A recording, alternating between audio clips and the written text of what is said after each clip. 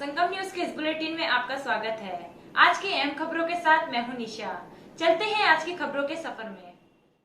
अखिल भारतीय अखाड़ा परिषद के अध्यक्ष महंत नरेंद्र गिरी की आत्महत्या केस में आरोपी शिष्य आनंद गिरी की जमानत पर सुनवाई टल गई है। अगली सुनवाई 18 अगस्त को होगी। न्यायमूर्ति संजय कुमार सिंह जमानत अर्जी की सुनवाई कर रहे हैं।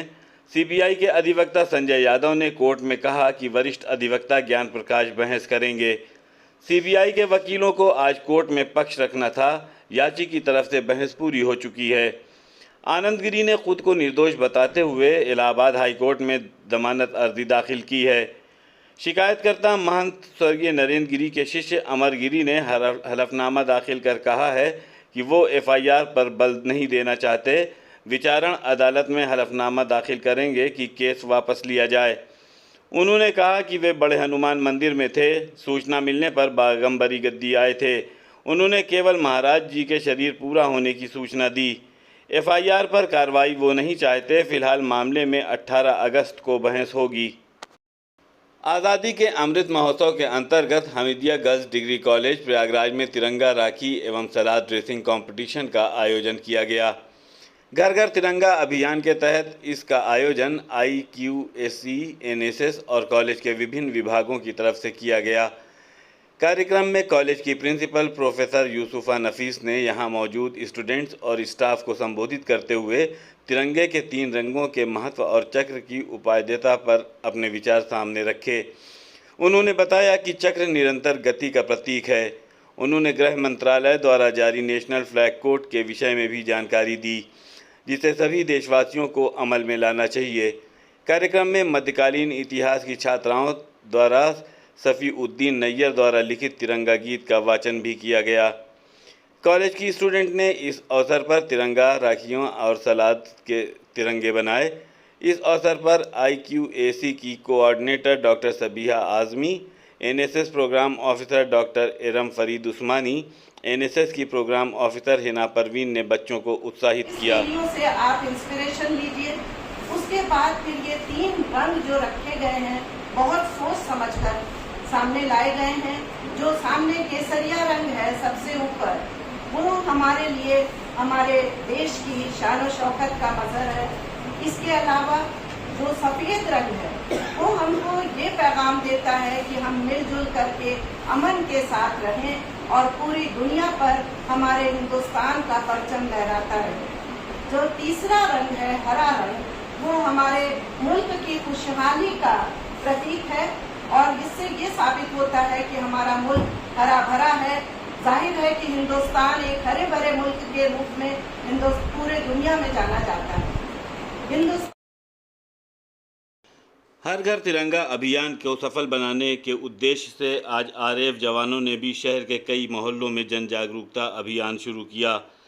करेली के रिद्धि सिद्धि चौराहे से शुरू हुए इस अभियान में RAF के जवानों का स्वागत करते हुए स्वयंसेवी सलामत उल्लाह खान ने भी लोगों से अपील की है कि प्रधानमंत्री नरेंद्र मोदी और मुख्यमंत्री योगी आदित्यनाथ के इस अभियान को सफल बनाने के लिए सभी लोगों को अपने दुकानों, मकानों और प्रतिष्ठानों पर तिरंगा लगाना चाहिए।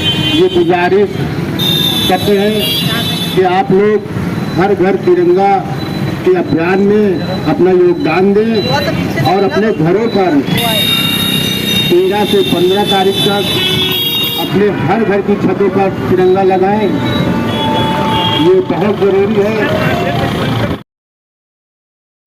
तिरंगे का जादू लोगों के सर चढ़कर बोल रहा है। प्रयागराज में 25 लाख से अधिक लोग हर घर तिरंगा अभियान के तहत अपने घरों या दुकानों में तिरंगा फहराएंगे। तिरंगे की बढ़ती मांग के चलते शहर में तिरंगे की आपूर्ति का संकट खड़ा हो गया है। यहाँ तक कि भारतीय जनता पार्टी के कार्यालय के प्रमुख कार्यालयों में भी जितने तिरंगों की मांग है वो अभी तक वहाँ नहीं पहुँच पाए हैं, जिसके चलते शहर में कई इलाकों में स्वयंसेवी संस्थाओं ने झंडे बनाना शुरू कर दिया है। शास्त्री नगर में स्वयंसेवी संस्था प्रयास की तरफ से दिन रात महिलाएं तिरंगा बना रही हैं और उन्हें बनाकर लोगों के पास रियायती मूल्यों पर पहुंचा रही हैं। हर घर तिरंगा होने के कारण जो है और 75वां वर्ष अमृत वर्ष महोत्सव मनाया जा रहा, जिसके कारण ये संकट उत्पन्न होना लाजमी है, क्योंकि हर एक घर में तिरंगा हो।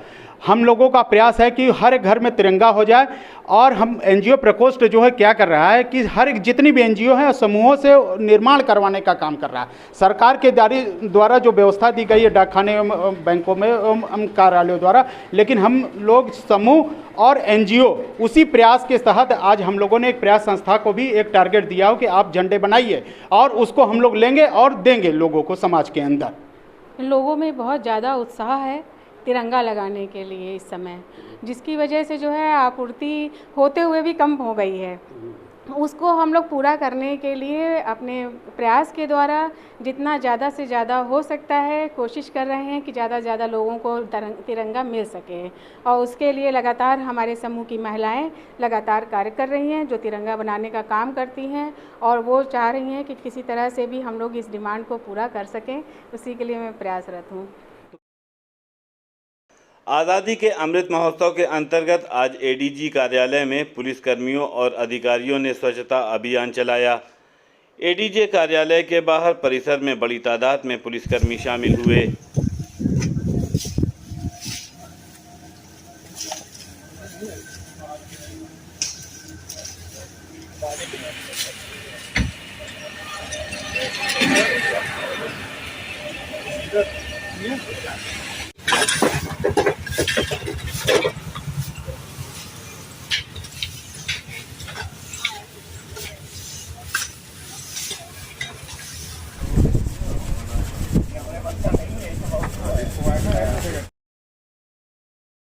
यूपी के डिप्टी सीएम केशव प्रसाद मौर्य ने प्रयागराज शहर के अंबेडकर चौराहे के पास से तिरंगा यात्रा का शुभारंभ किया। उप मुख्यमंत्री केशव प्रसाद मौर्य ने बताया कि केंद्र सरकार के विशेष पैकेज के तहत संगम कॉरिडोर बनेगा। इसका मास्टर प्लान तैयार कराने के लिए कई एजेंसियों की मदद ली जाएगी। उन्होंने अधिकारियों से महाकुंभ 2025 को लेकर कराए जाने वाले कार्यों का रोड मैप तैयार करने को कहा है। इसके तहत 5 star hotel, auditorium, stadium, Ganga किनारे बांध, संगम के पास बैराज, घाटों का निर्माण व सौंदर्यीकरण, रोपवे, त्रिवेणी तट पर विकास कार्य कराए जाएंगे। डिप्टी सीएम ने कहा कि संगम के 40 किलोमीटर के आसपास के क्षेत्र को चिन्हित कर विकास कार्य कराए जाएंगे। श्रद्धालुओं व पर्यटकों की सुविधा के लिए इस 40 किलोमीटर की परिधि में फ्लाईओवर, आरओबी, आरयूबी, सड़क चौड़ीकरण, विश्रामालय आदि के निर्माण होंगे। रेल, सड़क व हवाई कनेक्टिविटी और मजबूत करने के लिए भी कार्य होंगे। उन्होंने अगली बैठक में इन कार्यों के लिए प्रेजेंटेशन को कहा।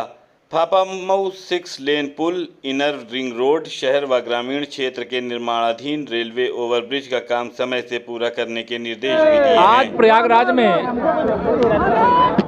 आज़ादी के अमृत महोत्सव वर्ष के अवसर पर तिरंगा यात्रा का आयोजन किया गया है। इस प्रकार के आयोजन पूरे प्रदेश और देश में हो रहे हैं।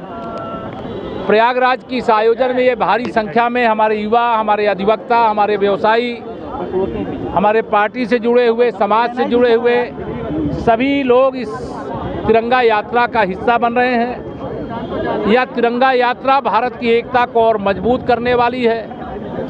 आज़ादी के अमृत महोत्सव वर्ष पर यह संकल्प लेने का समय है कि जब हम आज़ादी का शताब्दी वर्ष मनाने का काम करेंगे, उस समय भारत विश्व गुरु बनेगा, विश्व का नेतृत्व करेगा। आज ऐसी परिस्थितियां देश के अंदर दिखाई दे रही हैं और इस समय हर घर तिरंगा अभियान की दृष्टि से ये आज जो जन जागरण अभियान चल रहा है, इसके कारण से मैं देख रहा हूं कि यह एक जन आंदोलन का रूप ले रहा है और सब लोग इसका हिस्सा बन रहे हैं। धन्यवाद। विपक्ष की पार्टियां भी आज तिरंगा यात्रा निकाल रही हैं, क्या वजह? मैंने कहा विपक्ष और पक्ष का ये विषय ही नहीं है, ये तो राष्ट्रीय पर्व है। इसमें सबको हिस्सेदार बनना चाहिए, सबको तिरंगा यात्रा निकालनी चाहिए, तिरंगा अपने घरों पे लगाना चाहिए। भारत माता की जयकार की गूंज प्रयागराज से लेकर के पूरे हिंदुस्तान में होनी चाहिए और इसमें जो लोग आगे आ रहे हैं उनका स्वागत है। खबरों का सिलसिला यूं ही जारी रहेगा। आप हमारे YouTube चैनल को लाइक कीजिए, सब्सक्राइब कीजिए और शेयर कीजिए और आप देखते रहिए संगम न्यूज। नमस्कार।